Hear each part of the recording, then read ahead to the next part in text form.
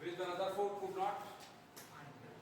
Second, bore ने NH shell की radius क्या होगी उसके लिए एक्सप्रेशन दिया था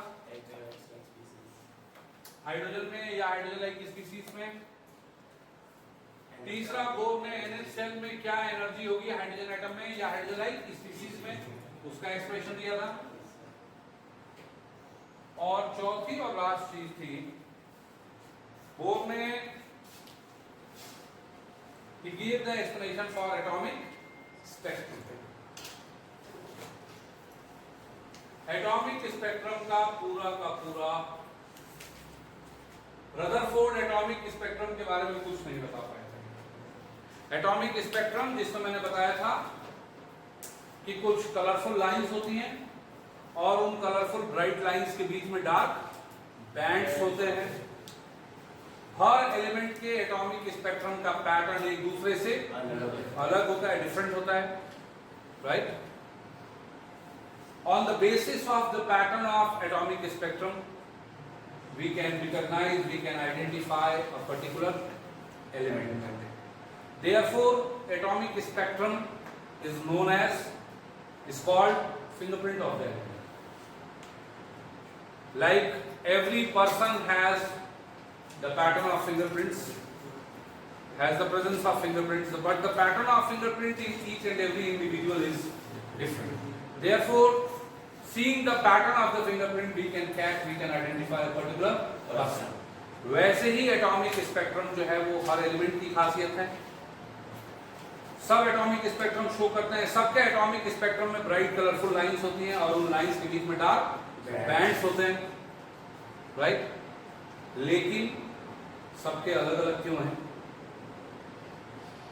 राइट। सब में पैटर्न अलग अलग क्यों है, क्या होती है ब्राइट लाइन, क्यों एमिट होती है, ये रदरफोर्ड डिस्क्राइब नहीं कर पाए। तो इसी के बारे में हम पढ़ेंगे। एटॉमिक स्पेक्ट्रम फाइंड आउट करने के लिए हम एक डिवाइस यूज करते हैं जिसको बोलते हैं स्पेक्ट्रोस्कोप। क्या बोलते हैं? स्पेक्ट्रोस्कोप। स्पेक्ट्रोस्कोप में इसका मैं रफ स्केच बना रहा हूं, ये नहीं कि ओरिजिनल किस तरह से होती है। This is the structure of the device, ऐसा कुछ नहीं है, केवल एक थियोरेटिकल डायग्राम में बना रहा हूं, उसकी थ्योरी को एक्सप्लेन करना। इसमें एक ग्लास की ट्यूब होती है और जिस एलिमेंट का स्पेक्ट्रम लेना हो उस एलिमेंट को हम गैसियस फॉर्म में ले सकते हैं। सपोज हाइड्रोजन का स्पेक्ट्रम लेना है तो यह हाइड्रोजन गैस है, राइट। फिर हम क्या करते हैं कि इस एलिमेंट को, इस गैस को एनर्जी सप्लाई करते हैं। क्या सप्लाई करते हैं? Energy. Energy is provided to in the form of electricity या something. Energy is given to. On providing the energy, the gas emits some radiations। क्या emit करता है? रेडिएशन emit करता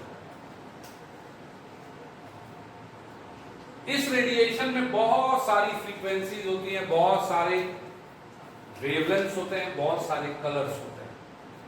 उन सारे कलर को यदि स्प्लिट करना हो, उन सारे वेवलेंथ को स्प्लिट करना हो तो we need to pass it through a triangular glass prism से पास करो। अलग अलग कलर की जो वेवलेंथ है वो आपको दिखते हैं। Is that okay?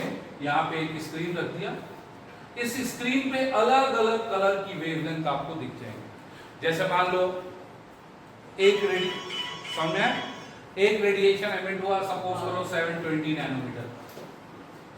दूसरा रेडिएशन मान लो एमिट हुआ 680 नैनोमीटर का। तीसरा रेडिएशन एमिट हुआ लेट्स से 642 नैनोमीटर का।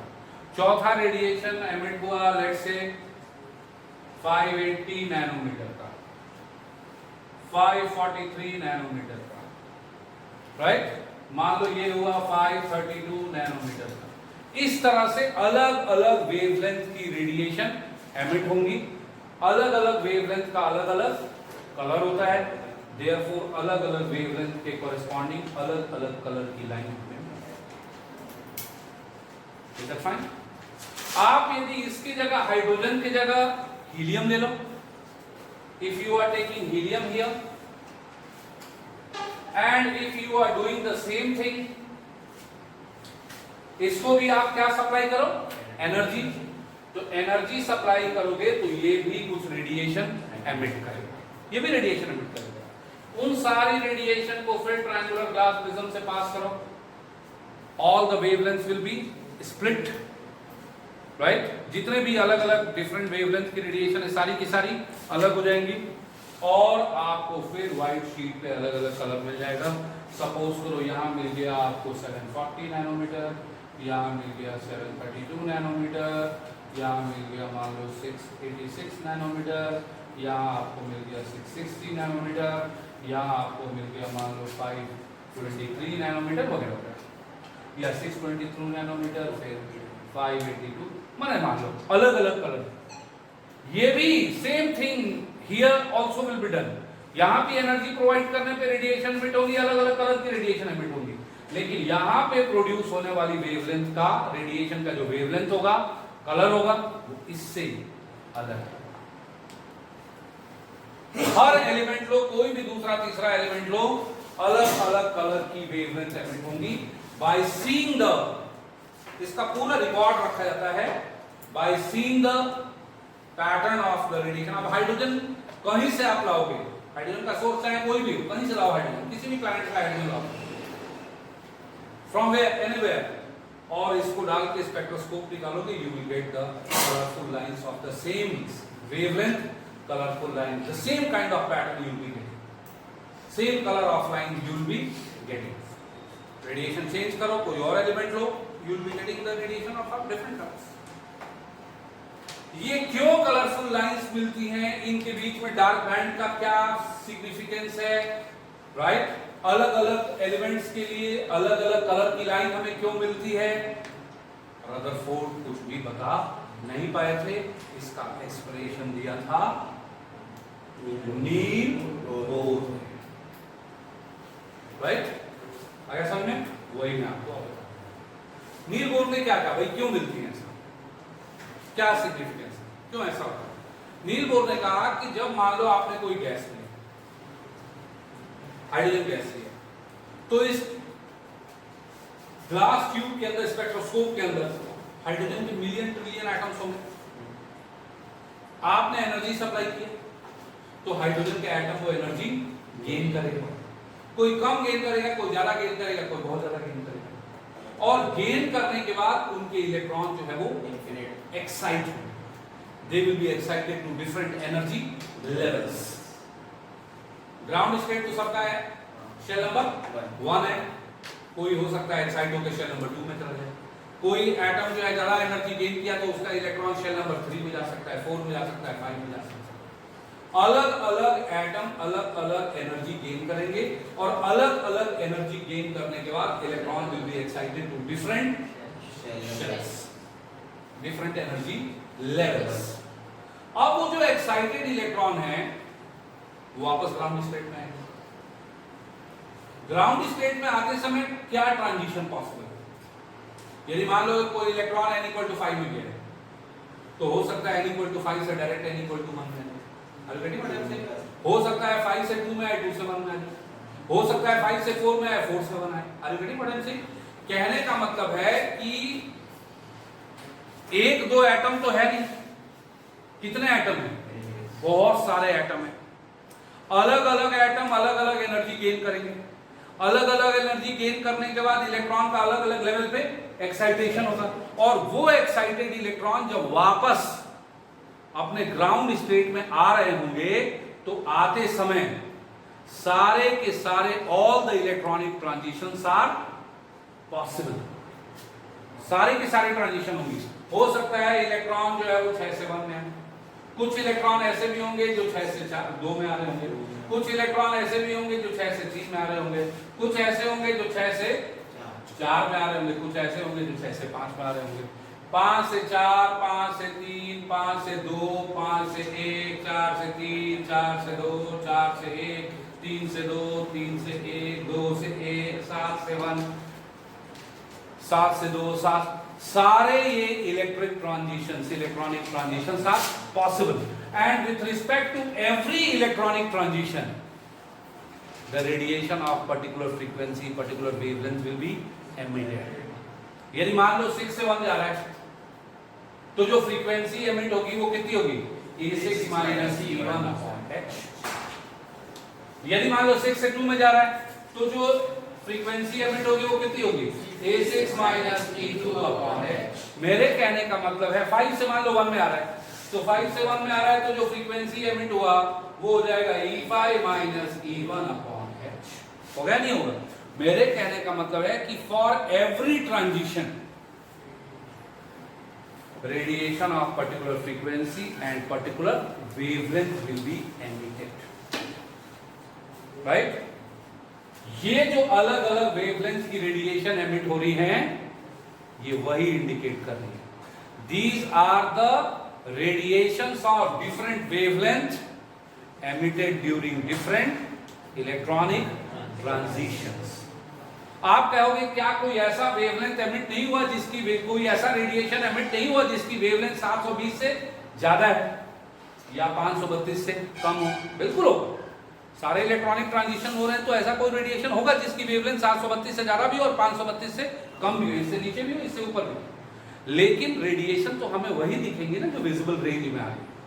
कुछ रेडिएशन ऐसी भी इमिट होती है जो विजिबल रेंज में नहीं आती, जो इंफ्रारेड रेंज में आती हैं या जो अल्ट्रा वायलेट रेंज में आती है। ये तो सिर्फ वो रेडिएशन है जो विजिबल, जो हमें दिखाई दे रही है, for which our eyes are sensitive. कुछ ऐसे भी इलेक्ट्रॉनिक ट्रांजिशन हुए होंगे, उन इलेक्ट्रॉनिक ट्रांजिशन के दौरान कुछ ऐसी भी वेवलेंथ एमिट हुई होंगी जो अल्ट्रा वायलेट, जो वायलेट के नीचे होगी, अल्ट्रा वायलेट होंगी। तो जहां तक हमारा विजिबल रेंज है वहां तक की जो लाइट्स होंगी, अलग अलग वेवलेंथ होगी, वो तो हमें दिखेंगी। बाकी उसके बियॉन्ड का मतलब उससे कम या उससे ज्यादा कि ऑफ कोर्स लाइंस बन रही होंगी, but our eyes is not sensitive for that. Is that fine? यदि मान लो आपने कोई दूसरा गैस लिया और उसको एनर्जी दिया, उसमें भी यही चीज होगा। हीलियम के भी के इलेक्ट्रॉन जो है वो लेंगे energy, will be excited to different energy level, and that energy level again the electrons from different energy level will be ground state में आएंगे। ground state में आते समय कौन से ट्रांजिशन होंगे? सारी ट्रांजिशन होंगे। 7 से 6 भी होगा, 7 से 5, 7 से 4, 7 से 3, 7 से 2, 7 से 1, 6 से 5, 6 से 4, 6 से 3, 6 से 2, 6 से 1, 5 से 4, 5 से 3, 5 से 2, 5 से 1, 4 से 3, 4, सारे पॉसिबल ट्रांजिशन होंगे। all the possible transition will be taking place, होंगे सारे के सारे, राइट? लेकिन उन सारे ट्रांजिशन वही ट्रांजिशन होंगे जो हाइड्रोजन में हो रहे थे, but for the same transition emit होने वाले रेडिएशन की जो वेवलेंथ होगी वो हाइड्रोजन से अलग होगी। यहाँ पे जो वेवलेंथ होगी वही, ऑफ कोर्स यहाँ पे मान लो 2 to 1 ट्रांजिशन हो रहा है या 6 to 1 हो रहा है, तो E6 minus E1 upon H। यहाँ भी मान लो 6 से 1 ट्रांजिशन हुआ, तो यहाँ पे जो रेडिएशन या फ्रीक्वेंसी एमिट होगी वो भी कितनी होगी? E6 minus E1 upon H होगी इतनी। लेकिन इसके 6th और फर्स्ट सेल की जो एनर्जी होगी वो इसके 6th और फर्स्ट सेल से अलग होगी, क्योंकि अलग अलग शेल्स की जो एनर्जी है it not only depends upon the shell number but it also depends upon atomic number. तो अलग अलग एलिमेंट में सब में सेम ट्रांजिशन तो वही होते हैं, but for the same transition emit होने वाले रेडिएशन की जो फ्रीक्वेंसी या वेवलेंथ होती है वो अलग अलग है। Is that okay? तो ये जो अलग अलग रेडिएशन एमिट हो रही है, ये लाइन क्या इंडिकेट करती है? ये लाइन अलग अलग इलेक्ट्रॉनिक ट्रांजिशंस को इंडिकेट करती है। यदि मान लो यहां पे एक कलरफुल लाइन है, एक कलरफुल लाइन यहां है, इसका मतलब 720 नैनोमीटर की रेडिएशन आपको विजिबल है, 680 नैनोमीटर भी आपको विजिबल है। अब यदि मान लो कोई बीच में रेडिएशन होती 680 से ज्यादा और 720 से कम, तो यदि 720 हमें दिखाई दे रहा है, 680 भी दिखाई दे रहा है, तो इसके बीच की भी कोई होती तो वो भी हमें दिखाई देती और वो अलग अलग की लाइन हमें मिलती, लेकिन नहीं मिल रही है। डार्क बैंड है 680 और 720 के बीच में, डार्क बैंड का पाया जाना क्या इंडिकेट करता है? इसके मतलब ये हुआ कि किसी भी एच के अंदर कोई भी ऐसा इलेक्ट्रॉनिक ट्रांजिशन नहीं हो रहा जिसके दौरान होने वाली या प्रोड्यूस होने वाला कोई ऐसा रेडिएशन एमिट हुआ जिसका वेवलेंथ 680 से ज्यादा हो और 720 से कम हो। इसीलिए 680 और 700 के बीच में डार्क बैंड। तो डार्क बैंड का इंडिकेट पाया जाना ये इंडिकेट करता है कि there is no electronic transitions taking place in which these much wavelength of radiation are going to be emitted. यदि एमिट होता तो उस पर्टिकुलर कलर की लाइन हमें दिखती, बिल्कुल दिखती। जब ये विजिबल है, ये विजिबल है, तो बीच का क्यों नहीं विजिबल होगा? ऑफ कोर्स विजिबल होगा। लेकिन डार्क बैंड का पाया जाना एमिट करता है कि radiation of these wavelengths are missing. There is no radiation of wavelength 680 to 720 radiation wavelength are present in the emitted radiation. They are missing. Understand? तो ये जो लाइंस हैं या डार्क बैंड इंडिकेट करते हैं कि ऐसी कोई रेडिएशन जो है वो इस पर्टिकुलर वेवलेंथ के बीच की प्रेजेंट नहीं है या इस पर्टिकुलर वेवलेंथ की कोई रेडिएशन एमिट नहीं हो रही है। Is that okay? तो ये जो लाइंस हमें मिली, क्यों मिली बेटा? ये लाइन मिली because of emission of radiation by the excited electron. Excited electron जो रेडिएशन एमिट करते हैं उसकी वजह से ये लाइन मिली। इसीलिए इस स्पेक्ट्रम को हम बोलते हैं एमिशन स्पेक्ट्रम। क्या बोलते हैं? Emission spectrum. दूसरी चीज कि इस स्पेक्ट्रम में ब्राइट लाइन के बीच में डार्क बैंड्स भी है। इसका मतलब कि ये वेवलेंथ अवेलेबल है, ये वेवलेंथ अवेलेबल है, बीच की वेवलेंथ अवेलेबल नहीं है। इसलिए हम बोलते हैं डिसकंटिन्यूअस स्पेक्ट्रम। सोलर स्पेक्ट्रम में क्या है कि जैसे मान लो रेड कलर और वॉयलेट कलर, इसका वेवलेंथ है मान लो 430 और इसका वेवलेंथ है मान लो 780। तो आप देखोगे कि बीच में कोई मिसिंग नहीं होता, सारे के सारे कलर जो है एक दूसरे के ऊपर ओवरलैप कर रहे होते हैं। इसका मतलब कि 430 और 780 तक के बीच में सारे वेवलेंथ जो है वो प्रेजेंट है। There is no radiation missing. That's why solar spectrum is an example of continuous spectrum, whereas this is an example of discontinuous। It is also called emission spectrum। तो मिलने वाली जो लाइंस हैं, bright lines, क्या indicate करती हैं? अलग अलग इलेक्ट्रॉनिक ट्रांजिशंस को इंडिकेट करते हैं। It represent the different electronic transition या it represents the different radiation emitted during the different kind of electronic transitions. अलग अलग इलेक्ट्रॉनिक ट्रांजिशंस के दौरान एमिट होने वाली रेडिएशन और उसकी वेवलेंथ को शो करती है। Is that fine? आगे समझ में? अब एक चीज और मैं बताता हूँ आपको। ये कंटीन्यूअस और डिसकंटीन्यूअस को दोनों को ही बोलते हैं ना एमिशन स्पेक्ट्रम को। मतलब एमिशन ये डिसकंटीन्यूअस ही है। ये कंटीन्यूअस स्पेक्ट्रम को नहीं बोलेंगे एमिशन स्पेक्ट्रम। कंटीन्यूअस कौन सा है? वो सोलर वाला। सोलर तो एमिशन काइंड का हो रहा है, किस चीज का?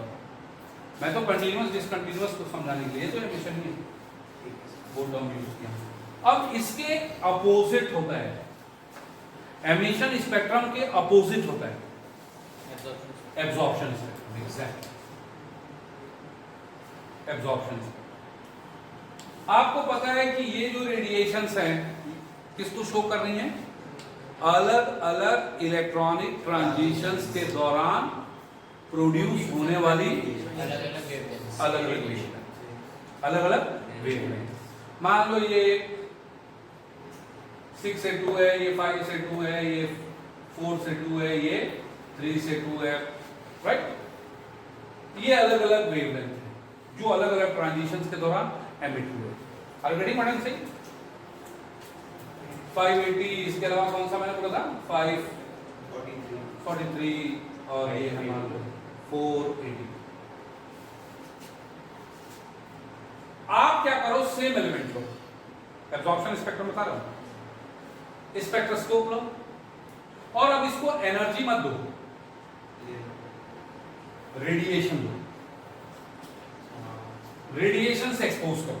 किससे? रेडिएशन से। और रेडिएशन में भी मतलब कोई एक वेवलेंथ नहीं है, पूरा 400 से लेके 800 तक सारे के सारे वेवलेंथ इस रेडिएशन में है।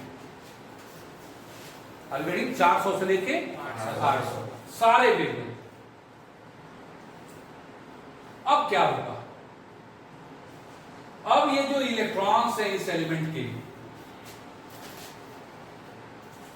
फिर इन रेडिएशन को कैप्चर करेंगे और कैप्चर करने के बाद they will cause the electronic transition ground state से दूसरे लेवल पे जाएंगे।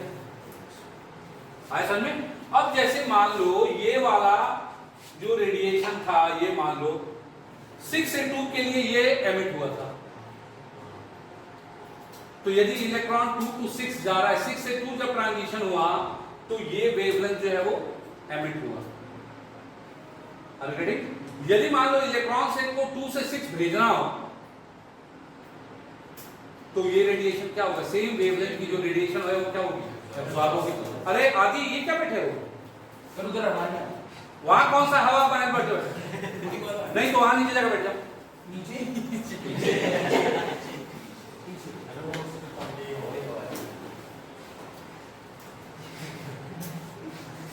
हवा नहीं आ रही यहाँ। मेरे कहने का मतलब है कि पहले जिन इलेक्ट्रॉनिक ट्रांजिशंस के दौरान रेडिएशन एमिट होते थे, जब अब वही इलेक्ट्रॉनिक ट्रांजिशन होंगे, मतलब पहले तो हायर से लोअर में आ रहे थे तो क्या हो रहा था? एमिशन हो रहा था।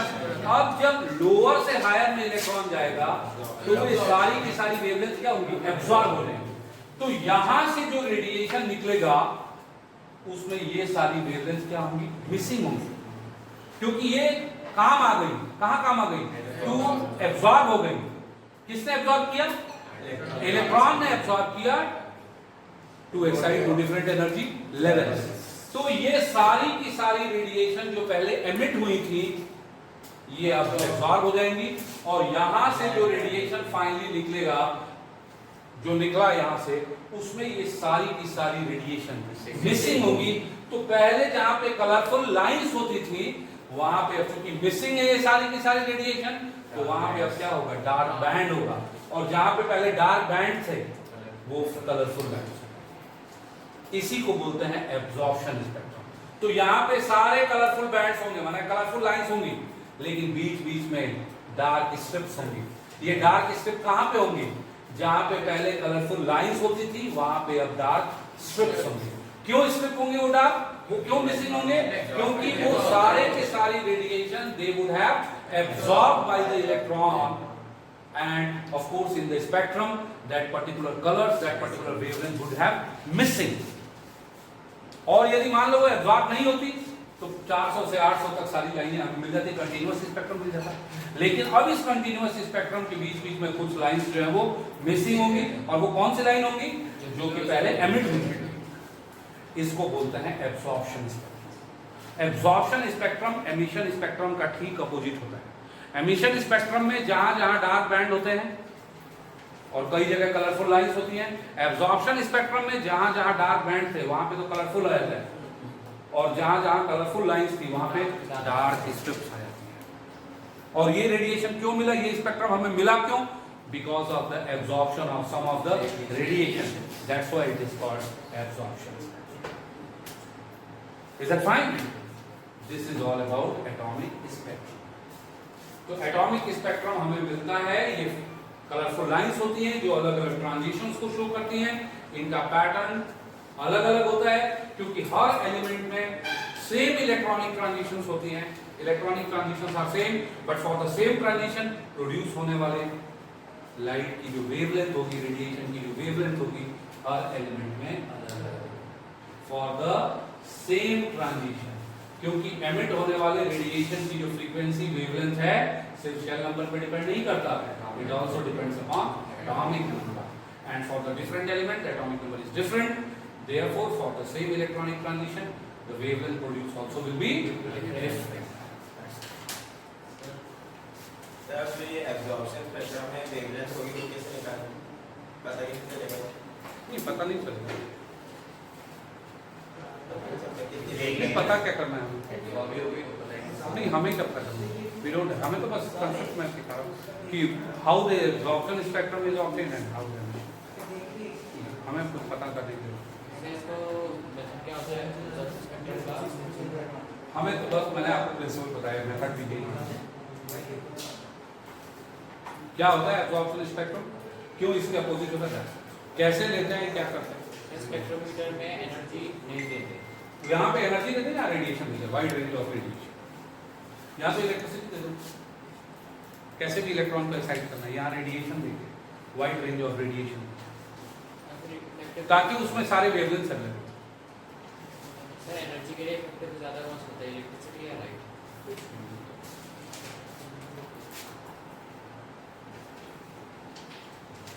Is that fine? अब मैं आपको बताने जा रहा हूं एक और चीज, इलेक्ट्रॉनिक ट्रांजिशंस के दौरान एमिट होने वाले रेडिएशन की वेवलेंथ का कैलकुलेशन, जिसको हम बोलते हैं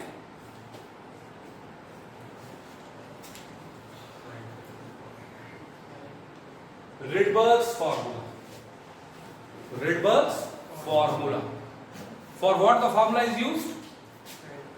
To find the wavelength of radiation emitted during different electronic transition. Very good. और इसके लिए कोई नई चीज नहीं है, नथिंग इज न्यू, सारी चीजें हमने ऑलरेडी पढ़ रखी है। मान लो कोई इलेक्ट्रॉन जो है हायर एनर्जी लेवल N2 से लोअर एनर्जी लेवल N1 में जंप कर रहा है, तो रेडिएशन की वेवलेंथ क्या होगी? इसके लिए आप क्या करते हो, डेल्टा E निकालते हो, energy of N2 minus energy of N1, यही तो निकालते हो, और डेल्टा E को इक्वेट कर देते हो किससे, Sc अपॉन लैम्डा से। तो is there anything new? That's what we are going to do. N2 की एनर्जी कितनी हुई बेटा, minus 2 pi square m e4 z square upon minus 2 pi square k square m e4 z square upon n square h square n2 square h square, यही होगा ना। N1 shell की energy कितनी हो जाएगी, माइनस माइनस हो गया plus 2 pi square k square m e4 z square upon n1 square h square. Is that understood? Delta E को फिर कॉमन लो, क्या क्या कॉमन आ गया बेटा, सारी चीजें आ गई, 2 पाई स्क्वायर, ठीक है ना, 2 pi square k m e4, arithmetic पढ़ें से 4 पाई स्क्वायर उसमें आता है, क्या नाम है, रेडियस निकालते हैं, ठीक है ना, हो गया, good. m e4 z square upon h square यदि कॉमन ले लें तो ब्रैकेट में क्या आएगा, 1 अपॉन n1 स्क्वायर, प्लस में आ गया, और माइनस में क्या आ गया बेटा, 1 अपॉन n2 स्क्वायर। अब यहां पे देखो डेल्टा E, ये सारा आ गया ना, और डेल्टा E को हमने इक्वेट कर दिया किससे, Sc अपॉन लैम्डा। तो Sc upon lambda is equal to 2 pi square k m e4 z square upon h square 1 by h square minus n1 square minus 1 by n2 square, यही था ना। हमें वेवलेंथ निकालना है, Sc को नीचे ले आओ, तो 1 upon lambda will be equal to 2 pi square k m e4 z square upon h cube c, और ब्रैकेट में 1 upon n1 square minus 1 upon n2 square. ये सारा कांस्टेंट है एक्सेप्ट z, सारा का सारा कांस्टेंट है कि नहीं है, ये पूरा कांस्टेंट है। इस पूरे कांस्टेंट को हम बोलते हैं r, क्या बोलते हैं, r। तो फॉर्मूला हुआ 1 upon lambda is equal to r z square 1 upon n1 square minus 1 upon n2 square. Direct हमें ये फॉर्मूला यूज करना है, इसी को बोलते हैं Rydberg's formula. z atomic number है, n1 लोअर एनर्जी लेवल है, n2 क्या है, हायर एनर्जी लेवल है, r एक कांस्टेंट है, इस कांस्टेंट को बोलते हैं रिडबर्ग्स कांस्टेंट। क्या बोलते हैं, रिडबर्ग्स कांस्टेंट, और इसकी वैल्यू होती है 109677। सेंटीमीटर इनवर्स, क्योंकि आर की यूनिट वही होगी जो 1 बाई लैम्डा की होगी। ये सारे यूनिटलेस हैं। आर की यूनिट वही होगी जो 1 बाई लैम्डा की होती है। लैम्डा की एसआई यूनिट होती है मीटर, तो ये हो गया मीटर इनवर्स। लेकिन जब वैल्यू इतनी लोगे 109677, तो लैम्डा जो आएगा वो किस में आएगा? सेंटीमीटर में। इसीलिए इसकी वैल्यू होती है इतना centimetre inverse. Is that okay? थोड़ा सिंपल कर दिया आपका काम। भाई मान लो मैं कहता कि He प्लस में, in He plus n equal to 2 से n इक्वल टू 1 ट्रांजिशन हो गए। Find the wavelength, find the wavelength. तो आप पूरा करते हैं, पहले क्या करते हैं? ट्रेडिशनल फॉर्मूला यूज करते, तो पहले डेल्टा ई निकालते, energy of 2 minus energy of 1, और डेल्टा ई को आप इक्वेट करते किससे? एच बाई लैम्डा से, फिर लैम्डा आता। अब जो है वो डायरेक्ट ये फॉर्मूला आने के बाद direct 1 upon lambda is equal to R Z square 1 upon n1 square minus 1 upon n2 square. Direct use करो, आर लास्ट में पुट करो, आर को आर ही रहने दो। He प्लस की बात हो रही है, तो z कितना हो गया? 2, तो ये हो गया 2 का स्क्वायर 1 अपॉन n1 स्क्वायर का मतलब 1 upon 1 square minus 1 upon 2 square. तो 1 बाई लैम्डा हो गया 4r, 1 minus 1 by 4, 1 minus 1 by 4 कितना हुआ? 3 बाई 4 हुआ ना। तो 1 upon lambda is equal to 4r into 3 by 4, 4 cancel, 1 upon lambda equal to 3r, तो lambda equal to 1 upon 3r। अब वैल्यू डाल दो, आपकी वैल्यू तो सही है। तो इससे क्या है कि calculation of wavelength becomes easy Rydberg formula में। फिर एसआई में करने की जरूरत होती है? जरूरत है, तो यदि आगे कुछ करना है तो करो, नहीं तो सेंटीमीटर में सेंटीमीटर करो।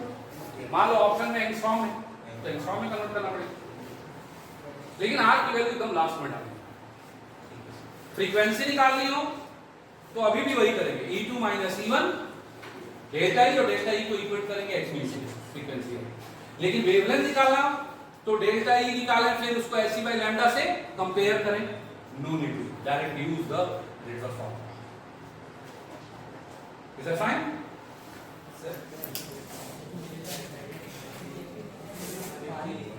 देखो, आज हमें पढ़ना है types of spectral lines.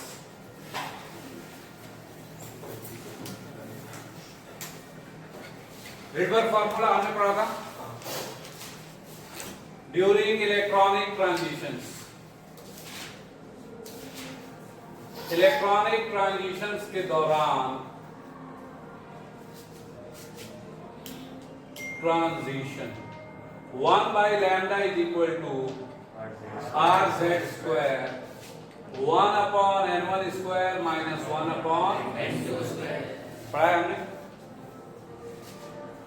Are Rydberg constant है और आर की वैल्यू होती है 109677 centimetre inverse.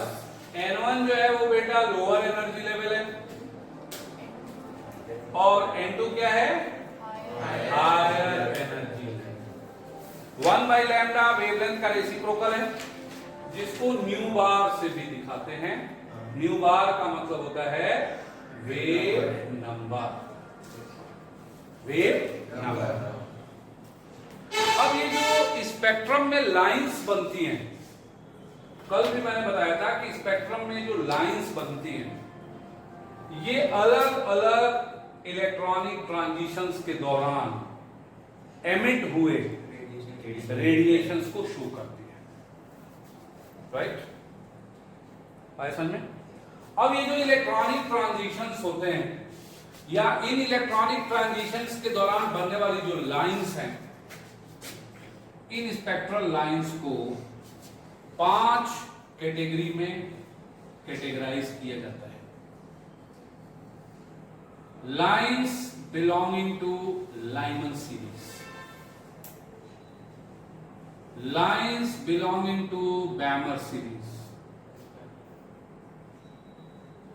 Lines belonging to Paschen series, lines belonging to bracket series, and lines belonging to Pfund series. P fund, P slide, full series. ये nucleus है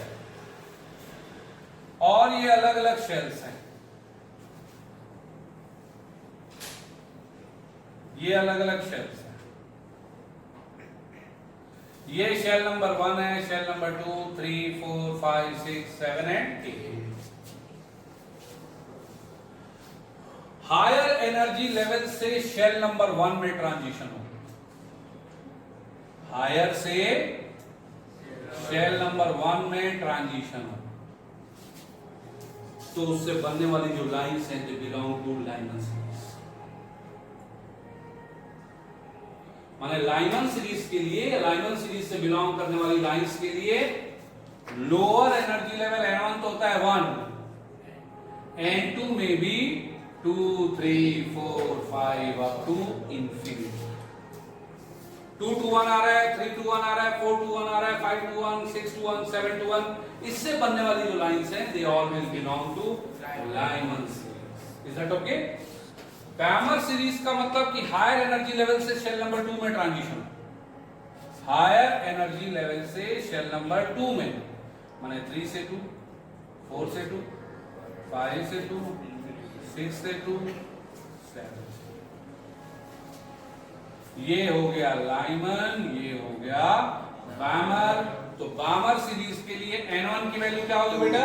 2 और N2 की value 3, 4, 5, 6 up to.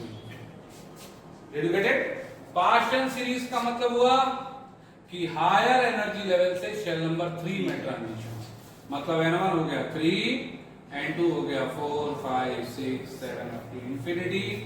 Bracket में first lower energy level हो जाएगा 4, higher से shell number 4 में, क्योंकि मैंने आपको कल भी बताया था कि जब एटम गैस लेते हैं एक स्पेक्ट्रोस्कोप के अंदर और एनर्जी देते हैं, तो गैस का मतलब कि बहुत सारे atoms, million trillion word use करना तो कम है, बहुत सारे एटम, हर इलेक्ट्रॉन अलग अलग एनर्जी गेन करता है और अलग अलग एनर्जी गेन करने के बाद हर इलेक्ट्रॉन अलग अलग लेवल पे एक्साइट होता है और अलग अलग लेवल पे एक्साइट होने के बाद जब वो इलेक्ट्रॉन ग्राउंड स्टेट में आता है, तो ग्राउंड स्टेट में आने के दौरान सारे ही पॉसिबल ट्रांजिशन होते हैं। 7 से 6 भी होता है, 7 से 5 भी, 7 से 4, 7 से 3, 7 से 2, 7 से 1, 6 से 5, 6 से 4, 6 से 3, 6 से 2, 6 से 1, 5 से 4, 5 से 3, 5 से 4, 2, 5 से 1, 4 से 3, 4 से 1, 3 to 1, 3 to 2, 3 to 1, 2 to 1, सारे ही इलेक्ट्रॉनिक ट्रांजिशन होते हैं। And with respect to every transition we get a particular spectral lines of a particular wavelength, particular frequency and of a particular color. Is that fine? आए समझ में? तो Brackett series में lower energy level होता है 4, higher energy level हो गया 5, 6, 7 up to infinity, और फुल सीरीज में था लोअर एनर्जी लेवल हो गया 5, हायर एनर्जी लेवल 6, 7, 8। अब मान लो आपसे कहा गया कि calculate the wavelength of first Lyman of hydrogen. अब फर्स्ट लाइमन का मतलब हुआ फॉर हाइड्रोजन Z = 1 हो गया, और फर्स्ट लाइमन का मतलब हुआ कि N1 1 और N2 कितना हुआ 2। तो 1 by lambda is equal to r z square, पहले फॉर्मूला लिखो और फिर वैल्यू डालो। तो 1 by lambda is equal to r into 1 का स्क्वायर, 1 upon 1 का स्क्वायर माइनस 2 का स्क्वायर। तो 1 by lambda is equal to r, 1 minus 1 by 4, 1 by lambda is equal to r into 3 by 4, ठीक है? तो lambda is equal to 4 upon, और ये किसमें आएगा? सेंटीमीटर में। लास्ट लाइमन बोले infinity to infinity. Sir N2 की वैल्यू 2 क्यों ली गई है? 3 4 क्या क्यों ली गई? फर्स्ट लाइमन बोला है ना, लाइमन नहीं बोला है, फर्स्ट लाइमन। फर्स्ट लाइमन बोले तो 2, फर्स्ट लाइमन बोलने से 2। फर्स्ट ट्रांजिशन मतलब फर्स्ट ट्रांजिशन, फर्स्ट बामर बोलता तो थर्ड से थर्ड से 2, थर्ड से 2 फर्स्ट बामर, और last बामर Infinity. That's it. Is that okay? आया समझ में? सर और कहीं पे अच्छा एक चीज बताओ, यदि मान लो यहाँ पे N2 जो है वो 3 होता, N2 जो है वो 3 होता, तो प्रोड्यूस होने वाले रेडिएशन की वेवलेंथ ज्यादा होती या कम होती? ऐसे नहीं, इतना जल्दी थोड़ी आंसर आ जाएगा। मान लो N1 जो है वो 1 है और N2 जो है वो कितना है, 3 है। कितना है, 3 है। तो 1 by lambda is equal to R Z square का मतलब वही 1 square, 1 upon 1 square minus 1 upon 3 square हुआ ना। तो 1 upon lambda is equal to R 1 minus 1 upon 9, 1 by lambda is equal to R 8 upon 9, तो lambda is equal to 9 upon 8, 9 upon 8। ठीक है, ये तो समझ में आया। तो ये हुआ 4 को 3 से आप डिवाइड करोगे तो ये 1.33 अपॉन, और ये वेवलेंथ हुआ 1.1 अपॉन। मतलब जैसे जैसे आप हायर एनर्जी लेवल की तरफ बढ़ते जा रहे हो, वेवलेंथ क्या हो रही है, कम हो रही है। वेवलेंथ क्या हो रही है, कम हो रही है। इसका मतलब समझा, इसका मतलब आपसे यदि कहा जाए लॉन्गेस्ट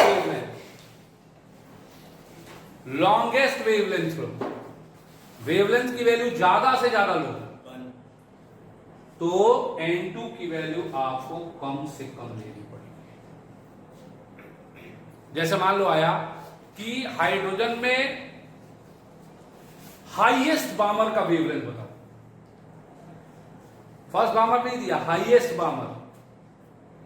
तो हाईएस्ट बामर पे मतलब बताया कि जितना ज्यादा वेवलेंथ होगा N2 की वैल्यू उतनी कम होगी। अब बामर है तो N1 तो हो गया 2, तो N2 की वैल्यू। और बोले लोएस्ट बामर का बताओ, ये इस तरह के भी क्वेश्चन आते हैं। तो जितना ज्यादा वेवलेंथ की वैल्यू बढ़ा के वो बोलेगा, वेवलेंथ लॉन्गेस्ट करने के लिए, हाई करने के लिए N2 की वैल्यू हमें कम से कम लेनी पड़ेगी। ठीक है ना। और शॉर्टेस्ट वेवलेंथ के लिए N2 की वैल्यू ज्यादा से ज्यादा लेनी पड़ेगी। Is that clear? ये इंपॉर्टेंट पॉइंट है। ये बच्चे मिस्टेक करते हैं, छोड़ देते हैं का मतलब कि दे आर अनेबल टू जज इट। दे लिया हाईएस्ट वेवलेंथ का, या हाईएस्ट वेवलेंथ की वैल्यू क्या होगी लाइमन की, ऑप्शन से। तो उसमें अब N2 कम लें ज्यादा लें, क्या करें? The people are unable to जज। N1 से क्या, N1 तो फिक्स है, लाइमन बामर में N1 तो फिक्स है क्या, तो N1 का तो आप चेंज कर नहीं सकते, वो तो कांस्टेंट हो गया। लाइमन में 1 हो गया, बामर में 2 हो गया। अब पर्टिकुलर सीरीज के अंदर फर्स्ट बामर की वेवलेंथ ज्यादा होगी या लास्ट बामर की वेवलेंथ ज्यादा? हाईएस्ट वेवलेंथ वाला फर्स्ट बामर होगा या लास्ट वेवलेंथ, लास्ट। तो this is to be judged, अब जज करते हैं।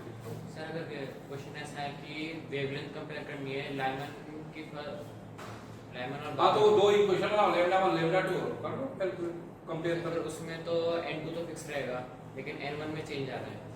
हाँ, तो जो भी कह रहा है, मान लो आपसे कहा गया कि फर्स्ट लाइमन और फर्स्ट बामर की वेवलेंथ कंपेयर, राइट? तो फर्स्ट लाइमन हो गया N11 N22, फर्स्ट बामर हो गया N12 N23, उसका वेवलेंथ लैम्डा 1 है, इसका वेवलेंथ लैम्डा 2 है। लैम्डा 1 लैम्डा 2 की दो इक्वेशन बनाओ, कंपेयर कर लो। सर अगर शॉर्ट में करना हो तो? शॉर्ट का मतलब कोई शॉर्ट नहीं, इस दोनों शॉर्ट पे करो। जैसे इसके लिए ये है कि N2, अरे ये कोई शॉर्टकट नहीं है, ये तो मैंने आपको बताया है कि भाई आप कैसे सोचोगे। हाईएस्ट वेवलेंथ के लिए मान लो बोला, तो शॉर्ट क्या है? अब N1 कम ले ज्यादा ले, N2 कम ले ज्यादा ले, सोचना तो पड़ेगा ना। तो उसके लिए it's not a shortcut, shortcut नहीं है,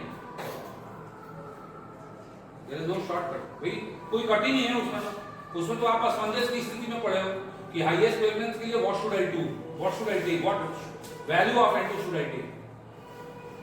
are you getting? This is how you will find the solution. Is that fine? तो ये 5 तरह की स्पेक्ट्रल लाइंस हैं बच्चों। Lyman series, line belonging to Lyman series, Balmer series, partial Brackett and full series. Now bore करके now you are in condition to solve each and every question based on the need board. Is that okay? ये लिखो जरूर, ये notes में शायद नहीं होगा, ये मैंने आपको अभी बताया।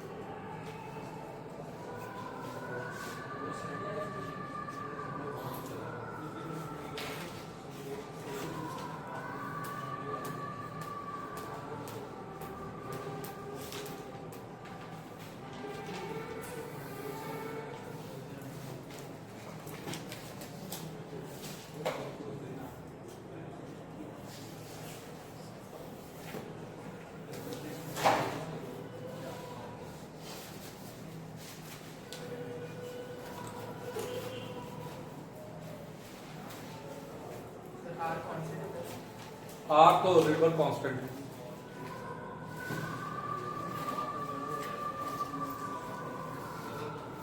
रिडबर्ग कांस्टेंट ठीक है। रब कर दूं? हाँ ये सारा कुछ है, बस ये नहीं होगा, ये ऐड कर दिस यू। एक क्वेश्चन बता दे रहा हूं, रिकॉर्डिंग भी करते जाऊं। ये बोर का कॉमन क्वेश्चन होता है। आयोनाइजेशन एनर्जी दी हुई होती है, क्या दिया होता है? और आपको उस आयोनाइजेशन एनर्जी के डेटा को यूज करते हुए किसी सेकंड थर्ड सेल की एनर्जी आपको निकालनी होती है। ऑलरेडी मान लो मैंने दिया कि He+ की आयोनाइजेशन एनर्जी है 2.18 into 10 के पावर माइनस समथिंग, कुछ भी है, x है। इसके थर्ड सेल की एनर्जी बताओ, इसके थर्ड सेल की एनर्जी। अब आप कहोगे यार थर्ड सेल की एनर्जी बतानी है तो आयोनाइजेशन एनर्जी की क्या जरूरत है, मैं वैसे ही बता दूंगा।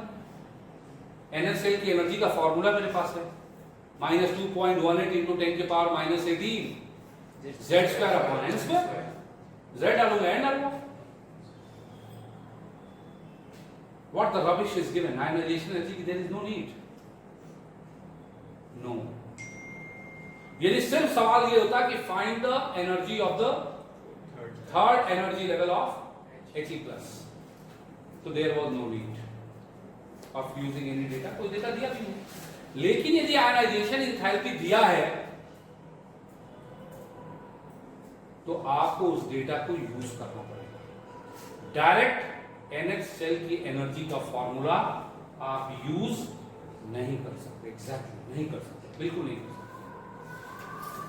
उस आयनाइजेशन एनर्जी के डेटा को यूज करते हुए NH सेल की एनर्जी का formula you have to derive,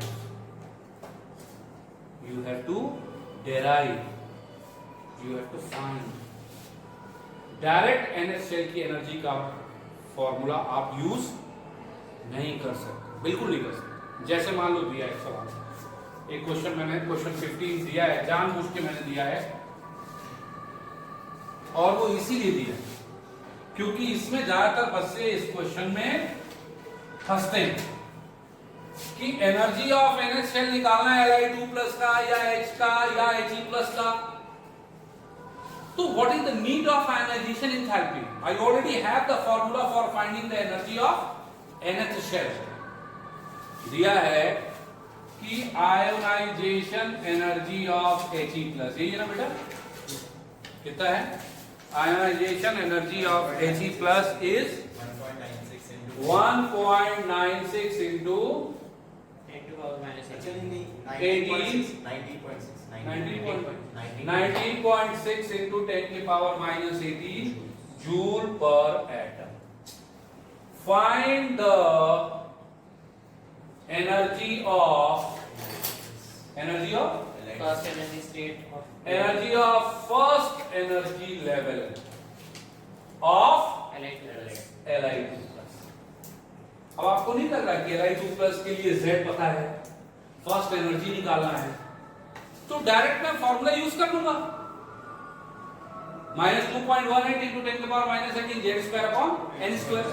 ये अपने आप में एक अलग सा क्वेश्चन है, हो जाएगा ये।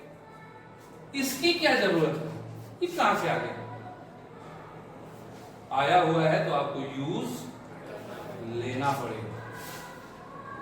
अब He+ में आपको पता है ये He+ है, फॉर्मूला He+ की आयोनाइजेशन एनर्जी, एक इलेक्ट्रॉन होता है जो ग्राउंड स्टेट में होता है, n = 1 से n = इंफिनिटी में गया, तो जो आयोनाइजेशन एनर्जी होगा बेटा वो होगा energy of infinity minus energy of first, होगा ना?